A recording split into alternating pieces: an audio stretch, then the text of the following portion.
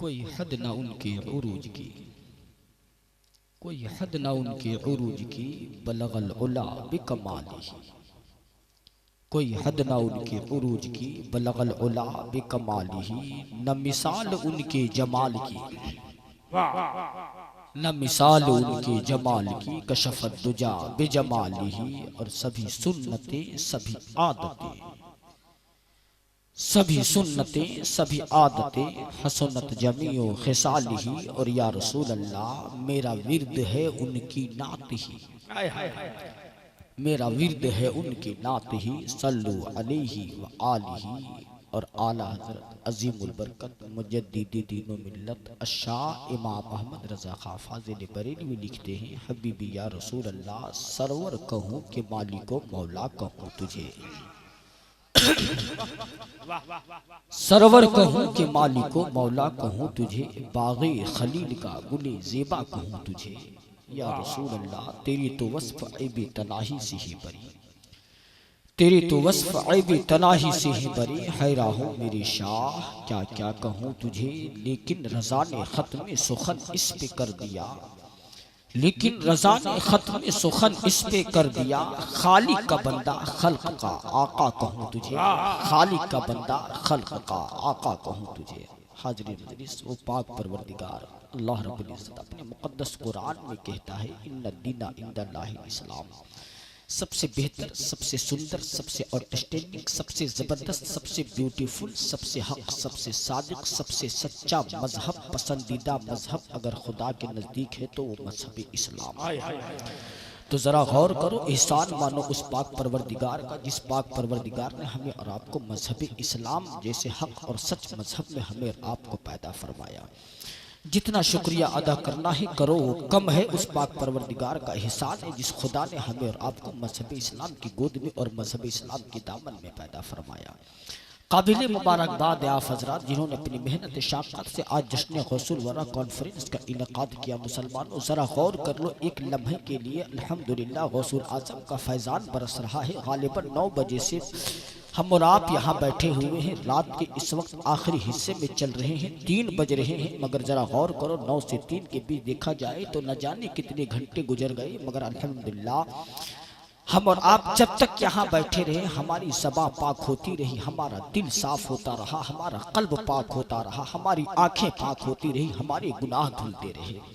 मगर ज़रा गौर करो ए दीवानों, यही 4 से 5 घंटे अगर हम यहाँ नहीं होते तो न जाने हमारी रात कहाँ गुजरती होती, न जाने हमारा दिल कहाँ गुनाह कर रहा होता, न जाने रात की तन्हाइयों में हमारी आंखें कहाँ गुनाह कर रही होती, न जाने हमारे हाथ की उंगलियां कहाँ खता कर रही होती। मगर ये एहसान उस गौसुल आज़म का, उस एहसान उस मदीने वाले आका का, जिसकी महफिल में बैठकर आज हम और आप सरे शाम से लेकर अब तक सिर्फ अपने नाम अमाल में नेकियों का इजाफा कर रहे हैं, नेकियों का एक ज़ख़ीरा, एक दौलत जमा कर रहे हैं। एहसान उस मदीने वाले का।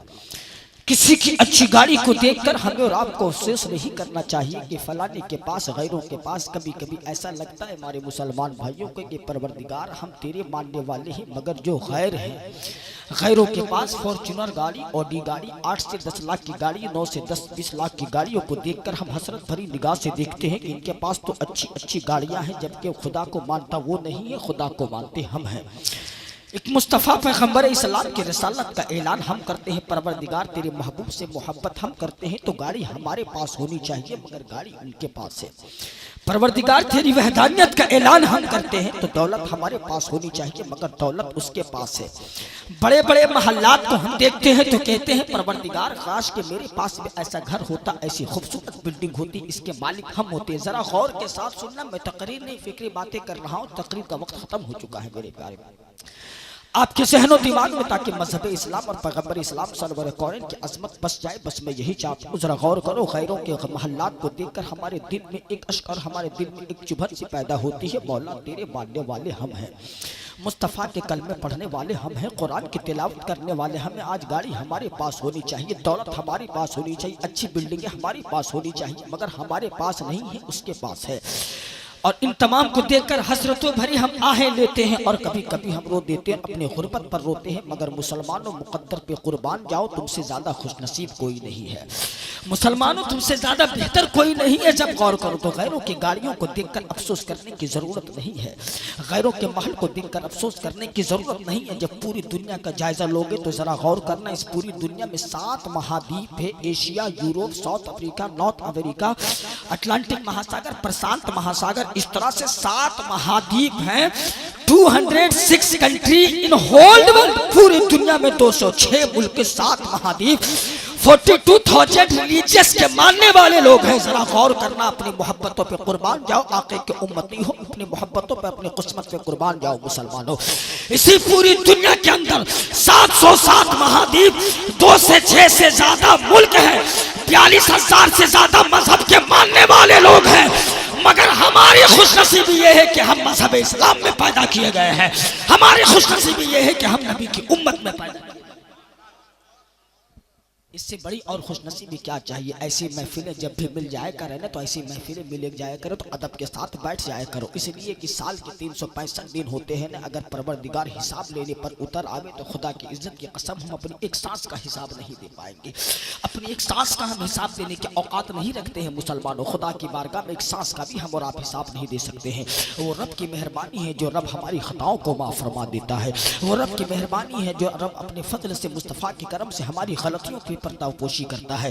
मगर जरा गौर करो, बरोज़े महशर जब साल के 365 दिन का हिसाब लिया जाएगा तो साल के 364 दिन हमारी निगाह शर्म के मारे झुकी होंगी। ए परवरदिगार, न जाने रात के तारीखों में हमने कौन से गुनाह किए थे। ए मौला, दिन के उजालों में न जाने हमारा दिल कहाँ पापी बना था। ए परवरदिगार, न जाने दिन के उजालों में हमने, हमारे हाथ की उंगलियों ने कहाँ कहाँ गलतियाँ की थी। न जाने हमारे कदम कहाँ कहाँ बहके थे। ए मौला, 364 दिन का हिसाब जब लिया जाएगा तो शर्म के मारे निगाहें झुकी होंगी, आंखें झुकी होंगी, गर्दनें झुक जाएंगी। मगर जब इस एक रात का हिसाब लिया जाएगा तो गर्दनें झुकेंगी नहीं, उठ जाएगा। ए परवरदिगार, 364 दिन हमने तो गुनाहों में गुजारे हैं, मगर एक रात ऐसी है हमारे पास जो गुनाह में नहीं। गौसुल आज़म कॉन्फ्रेंस में बैठकर तेरे महबूब का जिक्र कर रहे थे, तेरी अज़मत बयान कर रहे थे, तेरी बड़ाई बयान कर रहे थे, मुस्तफा पे दुरूद और सलाम के नजराने अकीदत। इसलिए जब भी ऐसी महफिलें मिल जाए करे तो ऐसी महफिलों में अदब के साथ बैठ जाए कर। मैंने पहले कहा कि इस्लाह के पहले लिया हूँ, कोई लंबी चौड़ी गुफ्तगू नहीं होगी। जब भी ऐसी महफिलों में बैठो न मेरे प्यारे, तो याद रखना, जब भी महफिलों में बैठो तो अपनी ज़बान को दुरूद मुस्तफ़ा से पढ़ते रहो। दुरूद मुस्तफ़ा की बरकत क्या है, हम ये समझते हैं कि महफिल में बैठो तो सिर्फ दुरूद पढ़ो, नहीं। घर में रहो तो दुरूद पढ़ो, सफ़र में रहो तो दुरूद पढ़ो, हजर में रहो तो दुरूद पढ़ो। आओ मैं दुरूद मुस्तफ़ा के हवाले से उसी पर इस्लाही गुफ्तगू करता हूँ और आपके जहन को झंझोड़ने की कोशिश करता हूँ। हजरत मोहम्मद बिन सुलेमान अल जज़ूली को कौन नहीं जानता है। वक्त के वली कामिल का नाम है, वक्त के फ़क़ीह का नाम है, वक्त के मुफ़क्किर का नाम है, फनाफी रसूल का नाम है। चले हैं सफ़र के इरादे से घर से निकले हैं, घर से निकले हैं तो असर की नमाज का वक्त आ गया। मोहम्मद बिन सुलेमान अल जज़ूली जंगलों में तलाश कर रहे हैं पानी। ए परवरदिगार, पानी मिल जाए तो नमाज पढ़ लो, इसलिए कि नमाज का वक्त हो चुका है। दाएं जाते हैं तो पानी तलाशते हैं, बाएं जाते हैं तो पानी तलाशते हैं, पर ना मिला। पीछे गए तो पानी की तलाश की, आगे गए तो पानी की तलाश की। चारों चार जानिब हजरत मोहम्मद बिन सुलेमान अल जज़ूली पानी तलाश रहे, सिर्फ इसलिए कि नमाज अदा कर सके। जरा मुसलमानों गौर करो, वो कैसे कैसे लोग थे उस वक्त में, कैसे कैसे लोग थे कि सफर में है तो भी नमाज नहीं छोड़ते हैं। मगर आज घरों में रहकर आज हमारी इशा छूट रही है, घरों में रहकर हम फजर की नमाज को छोड़ रहे हैं। मुसलमानों याद रखना, बहादुर वो नहीं है जो 50 केजी का वजन अपने बदन पर उठा ले। बहादुर वो नहीं है जो 100 किलो और 100 मन का बोझ अपने बदन पर, कांधे पर लाद ले। बहादुर वो नहीं जब फजर की अजान सुने और फजर के वक्त अपने जिस्म से जो कंबल हटाकर मस्जिद चला जाए, वही बहादुर है, वही बहादुर है। याद रखना, मोहम्मद बिन सुलेमान अल जज़ूली पानी के तलाश में निकले हैं। मौला, पानी मिल जाए तो नमाज पढ़ लो, पानी मिल जाए तो नमाज पढ़ लो। पानी की तलाश में आगे बढ़े, देखा कि एक कुआं है, कुएं के करीब गए हैं। कुएं के करीब जाते हैं तो देखते हैं कुएं में पानी है, मगर कुएं में पानी है मगर ना डोल है ना रस्सी है। मौला, कुएं में तो पानी है मगर ना डोल ना रस्सी है, हम पानी निकाले तो कैसे निकाले, हम इस कुएं से पानी को कैसे बाहर करें।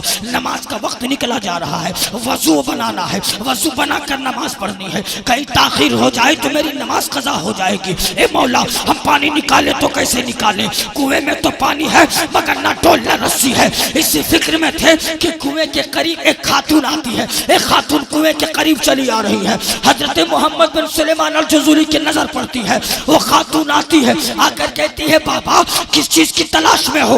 हजरत मोहम्मद बिन सुलेमान अल जज़ूली कहते हैं बेटी मुझे पानी चाहिए, नमाज का वक्त है, वजू बनाकर नमाज पढ़नी है। खातून कहते हैं कि बाबा कुएं में तो पानी है, कुएं में पानी है तो वजू बनाकर नमाज पढ़ लो ना, वजू बनाकर नमाज पढ़ लो ना। मोहम्मद बिन सुलेमान अल जज़ूली कहते हैं कुएं में तो पानी है मगर ना डोल ना रस्सी है, मैं पानी निकालूं तो कैसे निकालूं? खातून कहती है ए बाबा जरा अपना नाम तो बताओ कि आप हो कौन? हजरत मोहम्मद बिन सुलेमान अल जज़ूली कहते हैं ए बेटी जमाना मुझे मोहम्मद बिन सुलेमान अल जज़ूली के नाम से जानता है। खातून कहती है बाबा आप मोहम्मद बिन सुलेमान अल जज़ूली हो?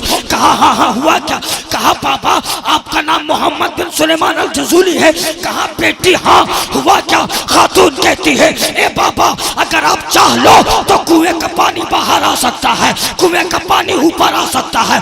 मोहम्मद बिन सुलेमान अल जज़ूली कहते हैं ए बेटी जरा जल्दी कोई तरकीब बताओ, असर की नमाज का वक्त निकला जा रहा है, मुझे नमाज पढ़नी है। खातून कहती है ए बाबा अगर इजाजत दो तो मैं कुएं का पानी बाहर निकाल सकती हूँ। मोहम्मद बिन सुलेमान अल जज़ूली कहते हैं ए बेटी जल्दी निकालो, खुदा की इज्जत की कसम। खातून अपनी उंगली को मुंह में डालती है, मुंह से थूक निकालकर कुएं में जैसे डालती है कुएं का पानी ऊपर आ जाता है, कुएं का पानी ऊपर आ जाता है। नारे तकबीर, नारे रिसालत, मसलके आला हज़रत फैज़ाने मुजाहिदे मिल्लत।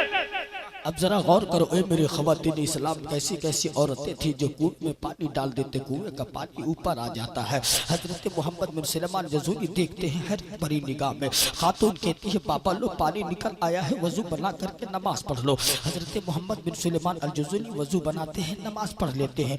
नमाज पढ़ने के बाद कुछ दूर फिर चलते हैं आगे, उस खातून के घर जाते हैं, कुंडी खटखटाते हैं, अंदर से आवाज आती है कौन कौन आए हो, क्यों दरवाजा खटखटा रहे हो? मोहम्मद बिन सुलेमान अल जज़ूली कहते हैं कि बेटी दरवाजा खोलो ना, मैं मोहम्मद बिन सुलेमान अल जज़ूली हूँ। खातून कहती है बाबा अब क्यों आए हो, किस काम से आए हो, वजह क्या है, मकसद क्या है, रीजन क्या है आने का? हजरत मोहम्मद बिन सुलेमान अल जज़ूली कहते हैं बेटी दरवाजा तो खोलो। दरवाजा तो खोल दिया, कहा बाबा बोलो। खातून से सवाल होता है। मोहम्मद बिन सुलेमान अल जज़ूली कहते हैं बेटी जरा बताओ तो सही, ये मकाम तुझे कहाँ से मिला, ये रुतबा तुझे कहाँ से मिला? क्या हर दिन तू तहज्जुद, क्या हर रात तू तहज्जुद की नमाज अदा करती है? क्या हर दिन तू कुरान की तिलावत करती है? क्या हर दिन तू नफले रोजे रखती है? खातून कहती है बाबा आपको पानी मिल गया ना? कहा हाँ मिल गया। वजू बना लिया ना? कहा वजू बना लिया। नमाज पढ़ लिया ना? कहा नमाज भी अदा कर ली।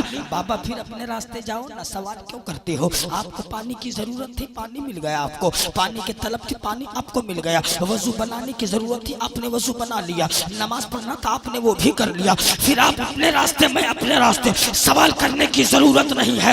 हजरत मोहम्मद बिन सुलेमान अल जज़ूली कहते हैं ए बेटी उस मुस्तफ़ा का वास्ता है जिसका तुम कलमा पढ़ती हो। ए बेटी उस मुस्तफ़ा का, उस पैगंबर इस्लाम का वास्ता है जिस नबी पे तुम जान देती हो, उस नबी के वास्ता है, तुझे बताना ही पड़ेगा। खातून कहती है ए बाबा सुन, तूने नबी का वास्ता दे दिया इसलिए बताती हूँ, वरना मैं ताउम्र नहीं बताती। ए बेटी बताओ क्या हर दिन तू, हर रात तू तहज्जुद पढ़ती है? कहती है ना। ए बेटी क्या हर दिन तू कुरान की तिलावत करती है? कहती है ना। वो खातून कहती है ए बाबा ना हर रात में तहज्जुद पढ़ पाती हूँ, ना हर दिन नफले रोजे रख पाती हूँ, ना हर दिन नफले रोजे रख पाती हूँ, ना हर दिन कुरान की तिलावत कर पाती हूँ, मगर इतना है हर दिन सुबह हो शाम मैं एक काम करती हूँ। वो काम ये है कि खाना बनाती हूँ तो दुरूद पढ़ती हो, खाना बनाकर बैठती हो तो दुरूद पढ़ती हो, बर्तने धोती हो तो दुरूद पढ़ती हो, जब सोती हो तो दुरूद पढ़ती हो, उठती हो तो दुरूद पढ़ती हो, झाड़ू लगाती हो तो दुरूद पढ़ती हो। और उसी दुरूद मुस्तफा की बरकत है कि कुएं में मैं थूक डाल दूं तो पानी बाहर आ जाए। नारे तकबीर, नारे रिसालत, फैज़ाने आला हज़रत फैज़ाने गौसे आज़म। बात अच्छी लग रही है, खत्म कर दी जाए? बोलिए ना।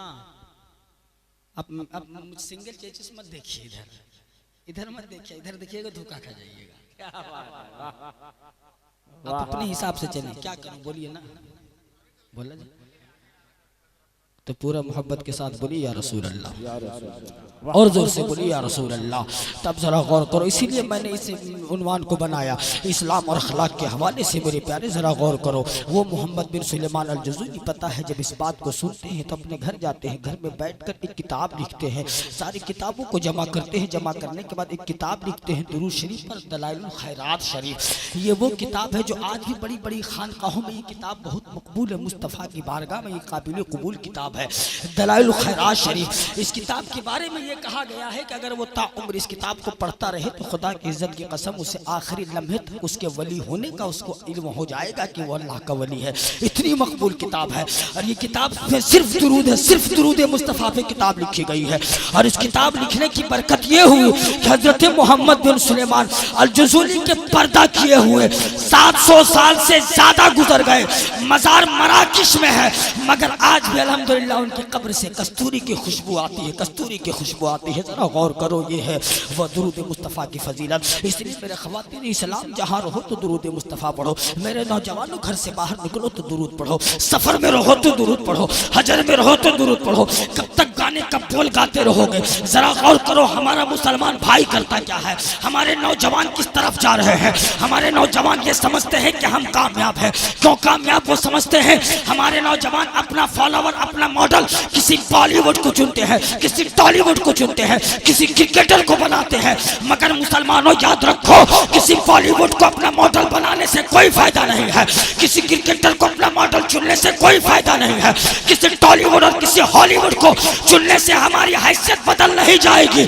अरे हम उन्हें क्यों याद करें जो हमारा नाम तक नहीं जानता है, और ऐसे क्रिकेटर और ऐसे बॉलीवुड को हम अपना मॉडल क्यों चुने जो हमें पहचान तक नहीं है। मॉडल चुनना है तो उस मुस्तफ़ा को चुनो जिसने आते ही सर सज्जे में सर रख करके कहा था, रब्बे हबली उम्मती, मौला मेरे गुनहगार उम्मतियों को बख्श दे। मॉडल चुनना है तो उस मुस्तफ़ा को चुनो जो कब्र के अंधेरी कोठरी में जब बेटा जैसा और बीवी जैसी मोहब्बत करने वाले लोग जब हमें दफन करके बाहर निकल आएंगे, उस वक्त अंधेरी कोठरी में मुस्तफ़ा हमारे साथ आएंगे, मुस्तफ़ा हमें बचाएंगे। तो उस नबी को मॉडल चुनो। मॉडल चुनना है तो उस मुस्तफ़ा को चुनो जब परोसे महशर सारे अंबिया इस हबो इला खैरी कहेंगे तो अना लहा की सदा फकत मुस्तफ़ा के ज़बान पे होगे। तब डॉक्टर इकबाल ने कहा था कि मोहम्मद से वफा तूने तो हम तेरे हैं, ये जहाँ चीज़ें के लौहो कलम। वाह वाह वाह वाह वाह। मॉडल बनाना है तो उस मुस्तफ़ा को मॉडल बनाओ, मुस्तफ़ा को मॉडल बनाओ। हमने अपने माशरे को, इसलिए मैंने पहले कहा वक्त नहीं है कि लंबी चौड़ी तकरीर की जाए, फ़कत मैं आपके जहन को और आपका मॉडल तैयार कर रहा हूँ, आपके मॉडल को मैं बदलना चाहता हूँ। मुसलमानों, आज हमारा मुसलमान भाई तबाह बर्बाद क्यों है? आज हमारा मुसलमान भाई आबाद क्यों नहीं है? आज एक मुसलमान दूसरे मुसलमान को फ़कीर कर रहा है, आज एक मुसलमान दूसरे मुसलमान को गरीब कर रहा है, आज एक मुसलमान को शादियों के नाम पर लूट रहा है, आज एक मुसलमान दूसरे मुसलमान को गरीब कर रहा है। ए मेरी ख़वातीन इस्लाम, आपके मुक़द्दस कोत पर मैं कुर्बान जाऊँ, आपके अज़मतों पर मैं कुर्बान जाऊँ। जरा गौर करना, राबिया बसरिया के रुतबे को कौन नहीं जानता है? राबिया बसरिया का मकाम यह है कि उस राबिया बसरिया से किसी ने पूछा, ए राबिया का मकाम क्या है? आप जानना चाहते हैं तो जुमलों में समाप्त करें। पूरी दुनिया काबे के तवाफ के लिए जाती है, पूरी दुनिया काबे के इस्तकबाल के लिए जाती है, मगर राबिया का मकाम यह है कि काबा राबिया के इस्तकबाल के लिए आता है, खुद काबा उनकी बारगाह में आता है। राबिया अगर मुसल्ले को हवा में फेंक दे तो मुसल्ला हवा में तैरने लग जाता है, जमीन पे हाथ मारती है, दूर मुसल्ले में फिजा में खड़ी होकर के हजरत राबिया इबादत करती है। किसी ने राबिया से पूछा, राबिया ये मकाम कहाँ से मिल गया, ये रुतबा कहाँ से मिल गया, ये अजमत कहाँ से तूने पाली, क्या हर रात तहज्जुद पढ़ती है? राबिया कहती है नहीं, फिर ये मकाम कहाँ से मिला कि मुसल्ला फेंकती हो हवा में तो हवा में मुसल्ला तैरता है, जमीन पे हाथ मारती हो तो फिजा में मुसल्ले पे खड़े होकर नमाज पढ़ती हो, ये मकाम कहाँ से मिला? तो राबिया कहती है, खुदा की इज्जत की कसम, मेरी माँ ने पूरी जिंदगी, मेरी माँ ने मुझे कभी बगैर वजू के और बगैर बिस्मिल्लाह पढ़े दूध नहीं पिलाया है, बगैर बिस्मिल्लाह पढ़े दूध नहीं पिलाया है। महबूब इलाही से किसी ने पूछा, ए निजामुद्दीन तू महबूब इलाही कैसे हो गया? फरमाते हैं सुनो, मेरी माँ ने मुझे कभी बगैर वजू किए और बगैर बिस्मिल्लाह पढ़े दूध नहीं पिलाया है। ए मेरे लोगों, ए मेरी ख़वातीन इस्लाम, जरा गौर करो, जब माँ बिस्मिल्लाह पढ़कर वजू बनाकर बेटी को दूध पिला दे तो बेटी राबिया बसरिया बन जाती है, बेटा को दूध पिला दे तो बेटा महबूबे इलाही बन जाता है। अरे जब माँ बच्चे को बिस्मिल्लाह पढ़कर दूध पिला दे तो बेटी वक्त की राबिया बसरिया बनती है और बेटा वक्त का महबूब इलाही। नारे तकबीर, नारे रिसालत, फैज़ान मुजाहिद मिल्लत। वाह वाह वाह वाह। मगर आज उस मॉडल को हमने कहाँ खो दिया मुसलमानों? क्यों? इसलिए कि याद रखना, उस मॉडल को हमने खो दिया है जिस कौम के बच्चों का निकाह। तकरीर नहीं, फिक्री बातें कर रहा हूं, तकरीर करने का वक्त आपने दिया ही नहीं। जिस कौम के बच्चों का निकाह डीजे के धुन पर हो,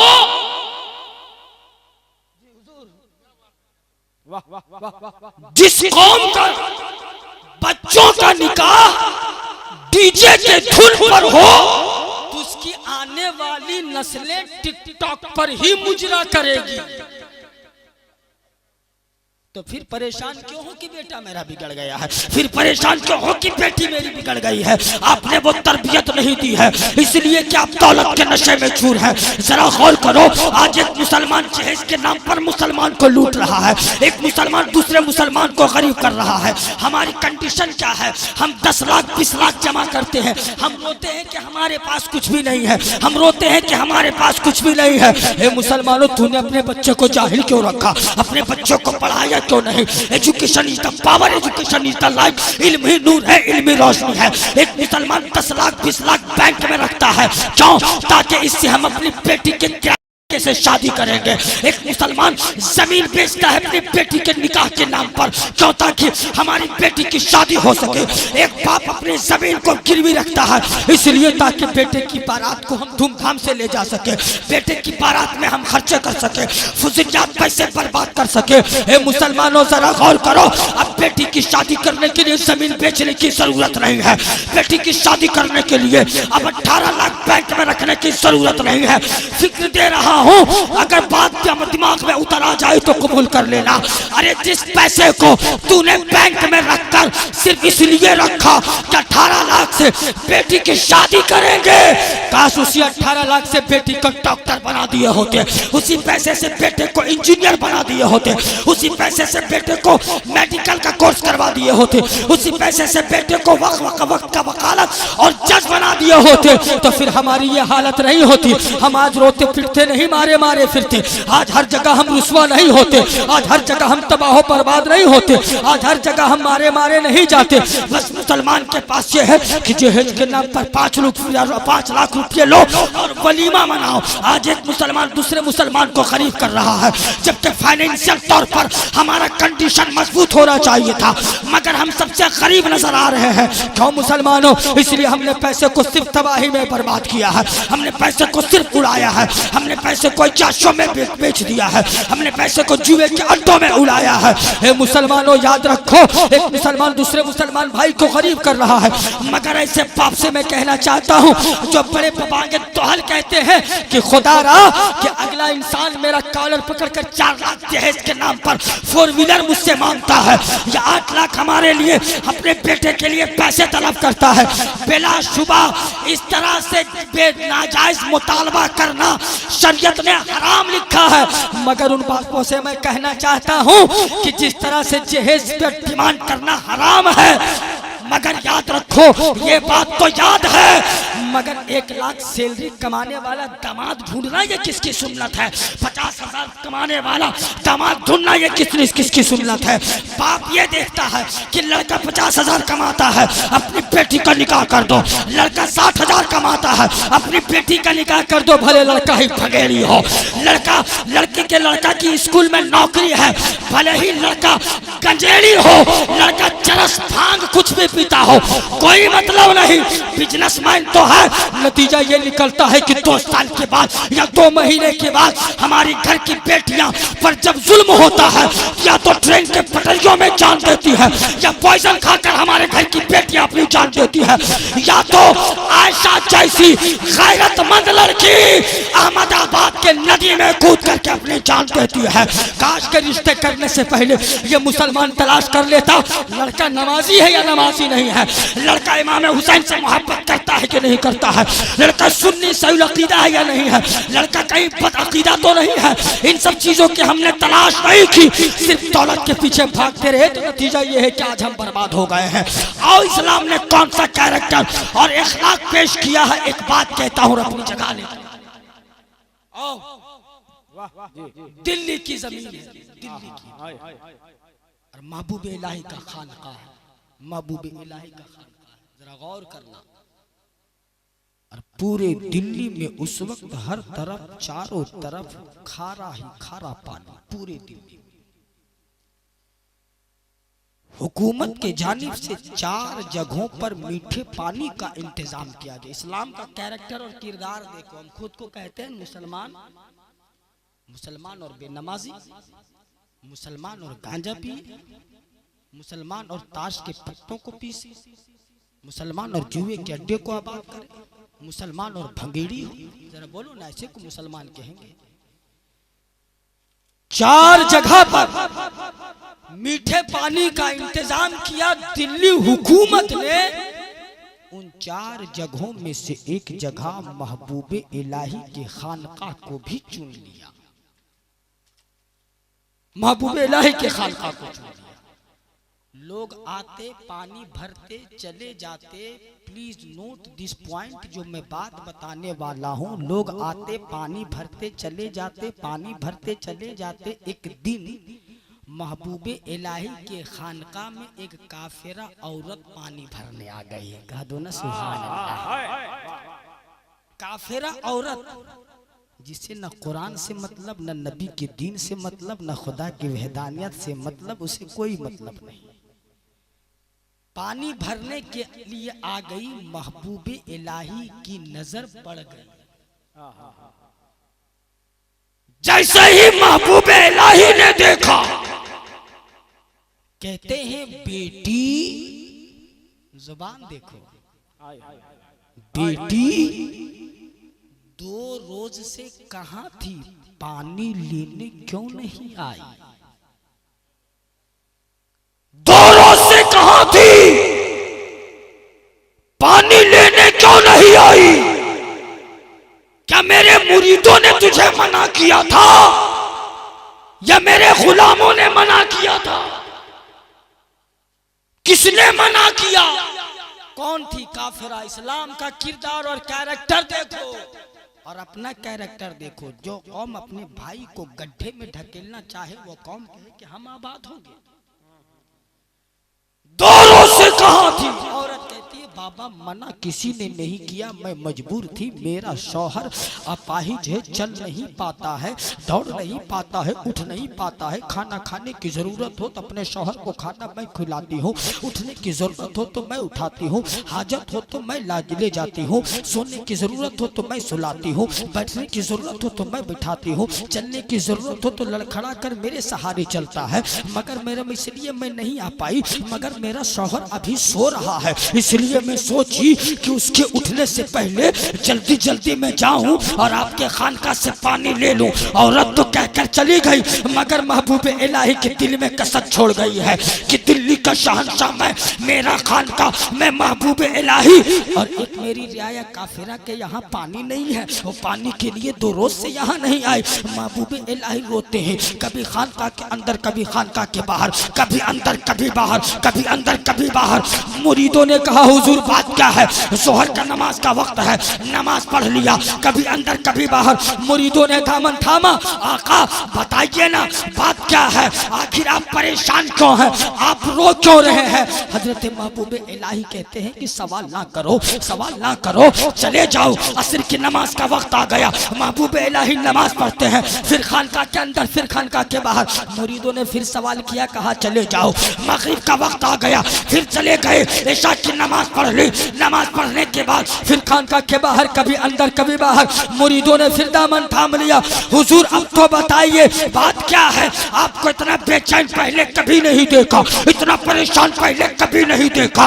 वजह तो बता दो, सबब तो बता दो, कारण क्या है वो तो बता दो। महबूब इलाही कहते हैं चले जाओ, सवाल ना करो, चले जाओ, सवाल ना करो। जब सब चले गए, पूरा दिल्ली रात की तन्हाइयों में सो गया। जब पूरा दिल्ली रात के तन्हाइयों में नींद की आगोश में मस्त हो गया, जब सारा दिल्ली सो गया, तब अपनी खानका से दिल्ली का दिल निकला है। दिल्ली का दिल, खानका से महबूब इलाही निकलते हैं रात की तन्हाई में, दो मटका लेते हैं। मटका समझते हैं? दो मटका लेते हैं, बिल्कुल दो मटका लेते हैं, दो मटका लेते हैं और दोनों मटके में पानी भरते हैं और अपने कांधे में उठाते हैं। कहे तो कांधे पे उठाते हैं। महबूब इलाही कांधे में पानी उठाकर कहाँ जा रहे हो? उसी काफिरा औरत के घर पानी पहुंचाने। अरे वाह वाह वाह वाह, ये इस्लाम का किरदार है, ये इस्लाम का अखलाक है।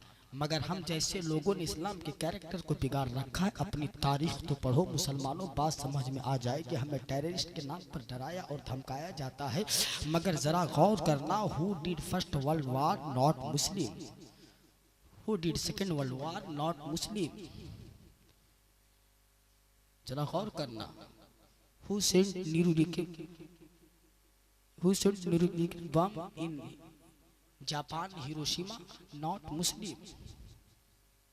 जरा गौर करना, who killed about 20 million, 20 million से ज्यादा मुसलमानों को या लोगों को ऑस्ट्रेलिया में मारा गया? कोई मुसलमान नहीं था मारने वाला। बर्मा पर जुल्म तशद्दुद के पहाड़ ढाए गए, ढाने वाले मुस्लिम नहीं थे। म्यांमार में मुसलमानों पर जुल्म तशद्दुद के पहाड़ ढाए गए, ढाने वाले मुस्लिम नहीं थे। पहला विश्व युद्ध कराने वाला मुसलमान नहीं था, दूसरा विश्व युद्ध कराने वाला मुसलमान नहीं था। अपनी तारीख तो पढ़ो। इस्लाम का कैरेक्टर ये है कि महबूब इलाही अपने कांधे में मटका लेकर किसी काफिरा के यहाँ पानी पहुंचाने जाते हैं। पानी को दरवाजे पर रख दिया और रखकर वापस आ गए, कहा भी नहीं कि पानी ला दिया हूं। जब सुबह का उजाला हुआ है, औरत देखती है दरवाजे पे पानी, कहती है परवरदिगार मेरे दरवाजे पे पानी किसने रखा? एक रात गुजर गई, दूसरी रात जब फिर आई तो महबूब इलाही ने मटके में फिर पानी भरा और पानी भरकर फिर कांधे में उठाते और फिर ले जाते हैं। दूसरी रात भी दरवाजे पे रख दिया, फिर वापस आ गए। औरत फिर सुबह उठती है, देखती है मौला ये मेरे दरवाजे पे 2 रात से पानी रखता कौन है? मैं आज की रात जगूंगी और देखूंगी ये आता कौन है? औरत काफिरा थी, काफिरा थी ना। तीसरी रात भी आए, कितनी रात? महबूब इलाही ने जब अपने अखलाक के चादर को फैलाया है, तब मज़हब इस्लाम हमारे घरों तक पहुंचा है। सरकारे मुजाहिदे मिल्लत ने उड़ीसा की वादियों को जन्नत बनाया है, तब इस्लाम हमारे घरों तक पहुंचा है। पीर देखना है तो मुजाहिदे मिल्लत को देख लो, आगे बढ़ना है तो बरेली के ताजो शरिया को देख लो। वो महबूब इलाही का किरदार। तीसरी रात आए मटके से पानी लेकर, हम और आप होते तो पता है किसी को एक वक्त का खाना खिला दो तो 10 जगह हम पकते हैं। रमजान के महीने में किसी को एक कपड़ा दे दो तो 10 जगह हम बोलते हैं कि मैंने कपड़ा पहनाया है। जरा किसी गरीब की गुर्बत का मजाक मत उड़ाओ मुसलमानों, किसी गरीब की गुर्बत का मजाक मत उड़ाओ, किसी मिस्कीन का मजाक मत उड़ाओ, किसी फकीर के साथ हंसी मत करो, घर के पड़ोसियों के साथ हुस्न सुलूक करो। तीसरी रात महबूब इलाही ने जब जो ही उनके दरवाजे पर पानी रखा, औरत बाहर आ जाती है, कहती है बाबा आप पानी आप लाते हो, बाबा आप लाते हो। कहा बेटी हाँ मैं ही लाता हूँ, हुआ क्या, मैं ही लाता हूँ, हुआ क्या। खातून कहती है बाबा आप लाते हो। महबूब इलाही कहते हैं बेटी धीरे बोलो, दिल्ली वाले सो रहे हैं, धीरे बोलो, दिल्ली वाले सो रहे हैं। हम और आप होते तो चीख चीख कर अपने काम को बयान करते हैं, मगर महबूब इलाही कहते हैं बेटी धीरे बोलो, दिल्ली वाले सो रहे हैं। खातून कहती है बाबा धीरे क्यों बोलूं, जब सारा दिल्ली तमाशा देख रहा था तो मदद आपने किया। ए बाबा धीरे क्यों बोलूं, जब मेरे घर पानी नहीं था तो पहुंचाया आपने, सबने सिर्फ देखा है, काम तो आपने किया है, तो फिर धीरे क्यों बोलूं। महबूब इलाही कहते हैं ए बेटी याद रखो मेरी हर अच्छाई को पूरा दिल्ली जानता है, मेरी नेकियों को पूरा दिल्ली जानता है, मेरे किरदार को पूरा दिल्ली जानता है, मगर यही एक मेरा काम है जो मैंने रात के तन्हाई में किया है, जो सिर्फ मेरा खुदा और मैं जानता हूं, मेरा खुदा और मैं जानता हूं। औरत कदमों में गिरती है और कहती है बाबा ऐसा मजहब कहाँ मिलेगा, कलमा पढ़ा। ऐसा मजहब कहाँ मिलेगा, कलमा पढ़ा दो। ये मजहब इस्लाम का किरदार है, ये मजहब इस्लाम का कैरेक्टर है। सिर्फ नमाजें छोड़ देना और जुए के अड्डे को आबाद करना और खुद को कहते हो मुसलमान, मुसलमान और जुआरी हो, मुसलमान और शराबी हो, मुसलमान और चोरी करे, मुसलमान और डाका जानी करे, मुसलमान और गैरों को गालियां दे। ए मुसलमानों याद रखो गरीब नवाज के मजार पर जाकर 10,000 की चादर चढ़ा दो, इसमें जिंदगी में इनकलाब नहीं आएगा। 10,000 की चादर चढ़ाने से बेहतर यह है कि किसी अपने पड़ोसन और अपनी बहन को देख लो कि सर पे दुपट्टा है या नहीं है। एक इंसान आज 10 बार हज करता है मगर ये ख्याल कभी नहीं आता कि मेरी घर की बेटी जो घर में है उसकी उसे किस चीज की जरूरत है, मेरा पड़ोसी खाना खाया या नहीं खाया, इस चीज का ख्याल कभी नहीं होता। बस इस मुसलमान को ख्याल किस बात का है, फकत एक ही बात का होता है कि जोहर में इमाम मस्जिद में था या नहीं था, असर में इमाम मस्जिद में था या नहीं था, मगरिब में इमाम मस्जिद में था या नहीं था, इशा की नमाज पढ़ने के बाद मौलाना मेरा मस्जिद में था या कुरान की तिलावत कर रहा था या सो रहा था, फजर की नमाज पढ़ने के बाद मेरा मौलाना मेरा मस्जिद का इमाम मस्जिद में था या सो रहा था या कर क्या रहा था। ए नौजवानों, ए मेरे लोगों, आपने बड़ा अच्छा काम किया कि 24 घंटा मस्जिद के इमाम की आपने निगरानी की कि जोहर में कहा गया था, असर में कहा गया था, मगरिब में कहा गया था, इशा में कहा गया था, फजर में कहा गया था। 24 घंटा आपने तो निगरानी की, मगर काश के 3 घंटा अगर अपनी बेटियों पे भी नजर रख लेते तो आज हमारी घर की बेटियां फेसबुक और ट्विटर पर मुजरा नहीं करती। काश के 3 घंटा हमने अपने बच्चियों पे भी नजर रख लेता तो हमारी घर की बेटियां 1 फरवरी को पिकनिक के नाम पर और 14 फरवरी को वैलेंटाइन डे के नाम पर किसी पार्क की जीनत नहीं बनती।